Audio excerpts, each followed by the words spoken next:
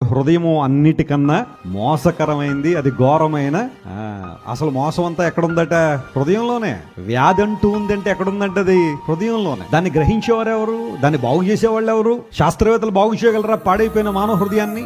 సైకియాట్రిస్టులు బాగు చేయగలరా పాడైపోయిన మానవ హృదయాన్ని? సైకాలజిస్టులు బాగు చేయగలరా పాడైపోయిన మానవ హృదయాన్ని? నేను మరలా చెబుతున్నాను, పాడైపోయిన వస్తువులు బాగు చేసేవాళ్ళు ఉన్నారేమో, పాడైపోయిన ఇళ్ళు బాగు చేసేవాళ్ళు ఉన్నారేమో, కానీ పాడైపోయిన వ్యక్తిత్వాలను బాగు చేసేవాళ్ళు ఎవరు? పాడైపోయిన హృదయాన్ని బాగు చేసేవాళ్ళు ఎవరు? ఖచ్చితంగా దేవుడే. ఈ విషయాన్ని గుర్తించిన దావీదు దేవుని దగ్గరికి వచ్చి అడుగుతున్నాడు, ప్రభువా శుద్ధ హృదయం నాకు కలుగజేయి, ఏ క్లీన్ హార్ట్ నాకు ఇవ్వండి అని దేవుని సన్నిధిలో ప్రార్థన చేశాడు. శుద్ధ హృదయము హీబ్రూ భాషలో టహోర్ అనే పదం వాడాడు. అక్కడ టహోర్ అనగా ప్యూర్ అని అర్థం. కలుషితము లేనిది, కల్మషము లేనిది.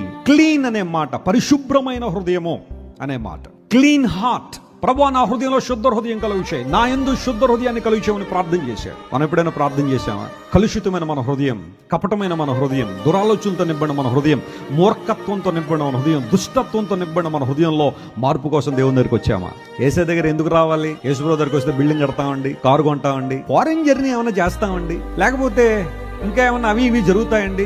అన్నీ జరుగుతాయి, కాదంటలేదు. కానీ వాటి కోసం అయితే నువ్వు దేవుని దగ్గర రావక్కర్లా. దేవుని దగ్గరికి ఎందుకు రావాలంటే శుద్ధ హృదయం కలుగు చేయమని దేవుణ్ణి అడిగినప్పుడు ఆయన తన రక్తంతో మనల్ని కడిగి మనకేమిస్తాడు? శుద్ధ హృదయాన్ని దయచేయగలడు.